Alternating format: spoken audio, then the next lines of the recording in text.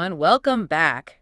Ready to dive deep into another book. Always excited to explore new ideas. What are we looking at today? Today it's Love Your Work, Living Your Best Roles in Changing Times. By Baha and Margaret Habashi, right? Exactly. And I bet a lot of our listeners can relate to that title. This whole... Idea of navigating change in our work lives. It's something we all face, right? Absolutely. The world just never sits still. And this book promises a... Framework for making those changes feel a little less overwhelming. Plus, they've got and some... really practical tools, which I know our listeners love. Yeah, the Habashis don't just talk theory. They give you ways to actually apply these ideas. So, should we jump right in? What's the core of their approach to change? Well, they break it down into a 5-step process. Makes it feel much more manageable. Okay, I'm all about breaking things down. Walk us through these 5 steps. Okay, so first, there's the idea spark. That's kind of the initial nudge. The thing that makes you question what you're doing, right? Exactly. It could be a conversation, an article, just something that sparks that thought. Like, Wait a minute, maybe there's something more out there for me. yeah, exactly that. Then comes desire, which is where that spark turns into. Like a real longing for something different. You start to visualize a different path. And then, this is where it gets real, you got to have a willingness to pay the price. Ooh, that's a good one. Change isn't always easy or comfortable. The Habashis are really upfront about that. There's always a cost. Right, and it's not always just about time and effort. Sometimes the price is emotional. Totally. Like facing your fears, stepping outside your comfort zone. Or even social, like maybe distancing yourself from people who aren't supportive. Mm-hmm. What do you think people underestimate the most? That's a good question. I'd say it's often the emotional toll change can bring up. So much self-doubt. You start questioning yourself, wondering if you're making the right choice. Yeah, and you have to be willing to push past that, to embrace the unknown. You know, I remember when I was first thinking about quitting my corporate job to... Oh yeah, you were going to go freelance, right? Yeah, and the fear was huge, especially that financial instability. Took a lot of... Still searching and planning, I bet. Oh, for sure. Plus lots of pep talks from my support system to actually take the leap. But looking back... That willingness to pay the price, both financially and emotionally, it led to... some of the most rewarding work I've ever done. Okay, so we've got the spark, the desire... the willingness to pay the price. What's next? Step 4, right? Yeah, what's step 4? The plan. This is where you get down to the nitty-gritty details. Okay, so like outlining the specific steps, figuring out what resources you need, setting timelines. Exactly. It gives you a roadmap. Makes the whole process feel much less scary. Because without a plan, change can feel so chaotic and overwhelming. Totally. And then the final step, it's a big one. Accepting inability sometimes. Ooh, that's a tough one, but so important. It's acknowledging that we can't control everything. Sometimes things just... don't work out the way we hope. But here's the thing. The Habashis make this point that accepting that reality Without letting it defeat us. is actually key. It frees us up to move on and explore other possibilities. It's like you can plan and prepare all you want, but life throws curveballs. You got to be resilient, be able to adapt and adjust. Okay, so we've got these 5 steps for embracing change. Now, the book also dives into... A really interesting framework for figuring out what actually makes us happy at work. yeah, they call it the 4 C's of job satisfaction. Sounds intriguing. Think of it like a jigsaw puzzle. 4 key pieces that have to fit together. You got... competency, culture, chemistry, and compensation. And just like a puzzle, if one piece is missing, the whole picture feels off. Okay, I'm hooked. Let's break down these 4 C's, starting with competency. What does that even mean? It's more than just what you do. It's about your strengths, your talents, the things you're naturally good at. But those strengths have to be relevant, right? Like in demand in the current job market. Exactly. And the Habashis are big on this idea of skating to where the puck is going. Oh, I love that analogy. So it's not enough to be good at what you do today. You have to Be thinking about what skills you'll need to thrive tomorrow. always be learning and growing. Never get complacent. That's a great takeaway for our listeners. Especially in today's world where things change so rapidly. Okay, next up we have culture. This one's all about Finding a workplace that aligns with your values. bingo. It's not just about perks and benefits. It's about feeling like you're part of something. Something you believe in. They even quote Jack Welch, who said, "People work for money, but they give their lives to purpose." Wow, that's a powerful statement. So it's about finding that purpose alignment, both for yourself. And for the organization you're part of. I actually made that mistake once early in my career. took a job based purely on salary, and Oh no, how'd that turn out? it was miserable. The company culture was toxic, super competitive. I was constantly stressed out. It's a classic example of why cultural fit matters. Money can only take you so far. Totally agree. Okay, so we've got competency and culture. What's the third C? Chemistry, all about relationships and communication in the workplace. So how you interact with colleagues, clients, even your boss. Exactly. The Hayabashis talk about the importance of strong relationships at work, And they even bring in Bob Beaudine's Power of Who, right? That whole idea of, networking and building genuine connections, so it's not just about what you know, but also who you know. how you connect with them. Communication is key. And then the final C is compensation. Now, we all know that includes salary, but The Habashis dig a little deeper. They point out it's not just about the paycheck. it's also about the emotional rewards of work, like feeling valued, appreciated. And they bring in this idea of love languages in the workplace. Oh, yeah, how different people feel appreciated in different ways. Like some people thrive on. Words of affirmation, while others need acts of service or tangible gifts, And they introduce this concept of a needs budget. which is so helpful for overcoming that fear of financial instability. Right. They use this analogy of an Egyptian farmer living off the previous season's harvest. It's about, Contentment and trust. yeah, like focus on what you truly need, not just what you want. Helps put things in perspective. Okay, so we've got these four C's: competency, culture, chemistry, compensation. But how do we put these concepts into practice? I guess that's for the next part of our deep dive. Absolutely. We'll get into the nitty-gritty of the tools the Habashis provide. You ready? Bring it on. I'm all about taking action. Okay, so we've got those four C's of job satisfaction: competency, culture, chemistry, and compensation. They sound great in theory, but how do we actually put them into practice? Well, that's where the fun part comes in. The book is full of practical tools to help us actually find that sweet spot in our work lives. Awesome. I know our listeners love that actionable advice. So which tool should we start with? How about the role alignment tool? It's kind of like a regular tune-up, but for your work life. Like, you know how your car needs a checkup every now and then? To make sure everything's running smoothly. Yeah, I get that. It's the same with our careers. Things change, our priorities shift, and our work needs to keep pace. So true. So how does this role alignment tool work? Walk us through it. Well, you basically take a close look at your current reality. What are you actually spending your time on? And are those tasks aligning with your strengths, your values, even your goals? Oh, I like that. Because sometimes it feels like we're just going through the motions, not really thinking about the bigger picture. Yeah, exactly. And the tool helps you see those imbalances. Maybe you're spending too much time on things you hate or that don't really play to your strengths. Or maybe we're stuck doing tasks that someone else could be doing, freeing us up for... More fulfilling work. Yeah. Yeah, exactly.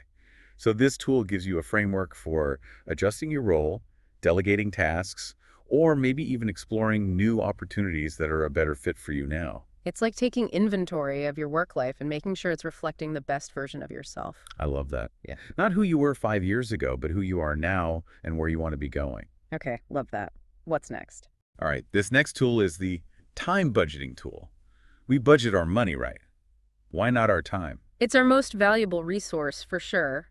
But honestly, thinking about budgeting my time makes me feel kind of stressed out. I hear you. But don't worry, it's not about creating some crazy complicated system. It's more about awareness and intentionality. So what are some practical tips for actually doing this time budgeting thing? The Habashis suggest starting by simply tracking your time for a week or two, just see where it's actually going. Ooh, that's a good idea. I bet we'd all be surprised by what we find. Probably. Mm. And then it's about prioritizing. What are the most important tasks that absolutely have to get it done? What can be delegated or maybe even eliminated altogether? I'm already feeling more organized just thinking about it. Right. And then here's a big one, scheduling in time for replenishment. Replenishment, what do they mean by that? It's about taking care of yourself, physically, emotionally, and spiritually. Making sure you're not just constantly running on empty. Oh, that's so important. I'm definitely guilty of burning the candle at both ends. I think we all are, to some extent. But the Habashis remind us that rest and renewal aren't selfish, they're essential. It's like that saying, you can't pour from an empty cup. Okay, I'm officially putting me time on my schedule this week. Awesome. All right, next tool. This one's kind of fun, the love-hate inventory. Okay, that sounds intriguing. Tell me more. It's pretty simple. Just grab a piece of paper and make 3 columns. Love, hate, and meh. Okay, I'm with you so far. And then just start listing out all the tasks and responsibilities you have at work. Oh, this is great. And be honest, right? Like brutally honest. Totally. Get it all out on paper. You might be surprised by what you discover. You know, when I did this exercise, I realized I was spending way too much time on things I absolutely hated. And the worst part was a lot of it could have been delegated or even eliminated. It happens. But this tool helps you see that, and then you can start making changes. Awesome. Okay, what's the final tool? The roles profile tool. This one's about getting strategic and treating your different roles, both at work and in your personal life, kind of like projects. Oh, I love that. So setting clear goals, outlining action plans, maybe even setting deadlines. Exactly. It helps you move from feeling overwhelmed to feeling empowered. Because it's not just about reacting to things, it's about proactively designing the life you want. Yes. All right, so we've got this great toolkit, the role alignment tool, time budgeting, love-hate inventory, and the roles profile tool. But I'm curious, how do these actually play out in real life? Well, the Habashis provide some really compelling case studies in the book. They introduce us to two characters, Sandy and Alan, who are dealing with challenges a lot of us can relate to. Yeah, their stories are so good. Should we start with Sandy? Yeah, let's dive into her story and see how she uses these tools. Okay, so on the surface, Sandy seems like she's got it all. Successful career, loving family, financial stability, but she's feeling unfulfilled.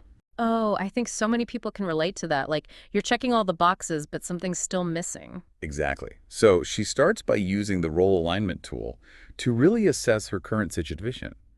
She realizes that her role, while comfortable and secure, isn't really lighting her up anymore. So she decides to make a change. She does. But first, she has some honest conversations with her husband. They even go on a retreat, just the two of them, to really carve out space for those important discussions about their shared vision for the future. I love that they prioritize that time together. It's so easy to get caught up in the day-to-day and neglect those big picture conversations. Yeah, and during the retreat, they use the wellness gauge and marriage health check tools to get a holistic perspective on their well-being. So it's not just about Sandy's career goals, it's about how those goals fit into the larger context of her life. Exactly. And that retreat helps them get clear on their priorities and make sure they're on the same page. So once Sandy has that clarity, what does she do? She decides to explore new job opportunities. But she's strategic about it. She connects with some close friends who become her support system. Oh, having that support system is so important when you're making big changes. Absolutely. And she leverages her network, updates her LinkedIn profile, preps for interviews. She treats her job search like a project, just like the roles profile tool suggests. She's walking the walk, not just talking about it, but actually taking action. And here's what I love about her approach. She's really intentional about communicating her non-negotiables to potential employers. Things like work-life balance, company culture, opportunities for growth. She's not settling for just any job. She's looking for a place where she can truly thrive. Exactly. Okay, now let's talk about Alan. His story takes a bit of a different turn. Okay, I'm intrigued. Tell us about Alan. Alan's a passionate guy working as an independent missionary. He's dedicated to his work, but he's also burning himself out. Ooh, that's something a lot of us can relate to, especially those of us in helping professions. That tendency to give and give until we're running on fumes. Totally. And Alan's a classic case of what the Habashis call title-imposed roles. He's taking on more and more responsibility without creating a sustainable structure or seeking support. So he's basically drowning in work. Pretty much. Yeah. And it's taking a toll on his health, his relationships, everything. Does he realize he needs to make a change? He does eventually, but it takes a pretty serious wake-up call from his doctor. Oh, wow. So what does he do? Well, he starts using some of the tools we talked about, like the wellness gauge and the time budgeting tool. He realizes he's neglecting his health, his sleep is all over the place, and he's not spending quality time with his loved ones. He's basically sacrificing everything for his work. Yeah. And then he does the love-hate inventory, and that's a real eye-opener. He realizes he's spending way too much time on administrative tasks he hates, instead of focusing on the work that actually energizes him. So he knows he needs to make some changes, but how does he actually go about doing that? He tries to delegate tasks, he tries to set boundaries, but sadly, his story doesn't have a happy ending. Oh no. What happens? Despite his best efforts, he ultimately succumbs to the pressure of his work culture and neglects his own well-being. That's so sad. Why wasn't he able to create lasting change? The Habashis point to a few factors. He struggled to redefine his role and let go of that doer mentality. He didn't have a strong support system to help him stay accountable. And there was a lack of organizational support for his efforts to create a more sustainable work life. So it was like he was trying to change within a system that wasn't set up to support those changes. That's a really important point. It is, and Alan's story is a cautionary tale about the importance of not just making changes, but creating a sustainable structure and support system to maintain those changes. We need to be mindful of the environments we're in and whether they're conducive to our well-being. Sometimes it's not enough to just change ourselves. We might need to change our surroundings as well. Okay, so we've got Sandy, who successfully navigates a career transition and finds work that she loves. And then we have Alan, who tragically burns out despite his best efforts. What key takeaways should our listeners be thinking about based on these two contrasting stories? I think the biggest takeaway is that change is a process, and it's not always easy. We need the right tools, a willingness to do the inner work, and a supportive environment. And Alan's story highlights the importance of self-care. It's not selfish, it's essential. Absolutely. If we're not taking care of ourselves, we can't effectively serve others or fulfill our purpose. Okay, so we've covered the 4Cs, the tools, the case studies. Is there anything else we should touch on? Well, the Habashis bring in one more element that I think is really unique and important. They talk about the role of faith in our work lives. Oh, yeah. That's something you don't often see in career development books. Ready to dive into that? Absolutely. I think Yeah. it's a really valuable conversation to have. Okay, so we're going to get into this whole idea of faith and work, which isn't always something you see in career advice, but it's Definitely a big part of life for many people. And I think what's cool is the Habashis. aren't pushing any specific beliefs, but they're recognizing that for a lot of us. Our faith is a part of who we are, and it influences the choices we make. Exactly. And our work is a big part of our lives, so it makes sense that our faith would play a role there too. So how do they actually... Bring these two worlds together. Well, one thing they talk about is seeking God's guidance in your career. like praying for clarity, trusting your intuition, that kind of thing? Exactly. And also viewing your work as a form of service, a way to use your talents. To make a positive impact, to contribute to something bigger than yourself. Right. It's not just about earning a paycheck. It's about finding that sense of meaning and purpose. I love that. And you know, even if someone listening isn't particularly religious, I think there's still a lot of wisdom in that. Oh, absolutely. That idea of connecting your work to something you believe in, something that gives you a sense of... Fulfillment, something that makes you feel like you're making a difference. Exactly. And the Habashis pose this really great question to get us thinking about this. How has your faith influenced your career choices? And what role do you see it playing in future changes? That's a powerful question. And even if you don't use the word faith, just replacing that with values or beliefs, it still really makes you... Pause and reflect. What truly matters to you, and how is that showing up in your work? I think that's a great takeaway for our listeners. Really sit with that question for a while. It might lead to some surprising insights. So I think we've covered a lot of ground today. Yeah, we did a deep dive into the 4Cs, those practical tools, the case studies, and even this whole... Intersection of faith and work. It's been a really rich conversation.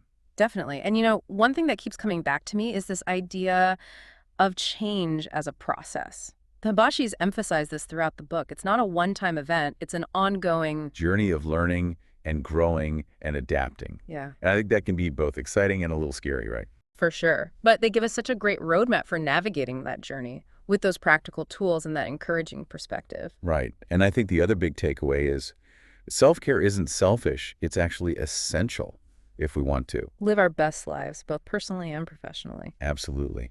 Okay, so I think it's time to wrap up this deep dive. Any final thoughts for our listeners? You know, I think the Habashis sum it up beautifully with this line, God is too wise to waste pain. And even if you're not coming from a faith perspective... There's so much wisdom in that statement. Right. Those challenges we face, those difficult times, they can actually... shape us and teach us and lead us to something even better than we could have imagined. It's a powerful reminder that there's always hope, even when things feel tough. Absolutely. So if you're feeling stuck or uninspired by your work, or just curious about how to create a more fulfilling and aligned career, we highly recommend checking out Love Your Work by Baha and Margaret Habashi. It's a fantastic resource filled with practical advice and inspiring stories to help you find work that you truly love. And as always, thank you for joining us on this depth dive. We hope you found it insightful and encouraging. Until next time, keep exploring, keep learning, and keep diving deep.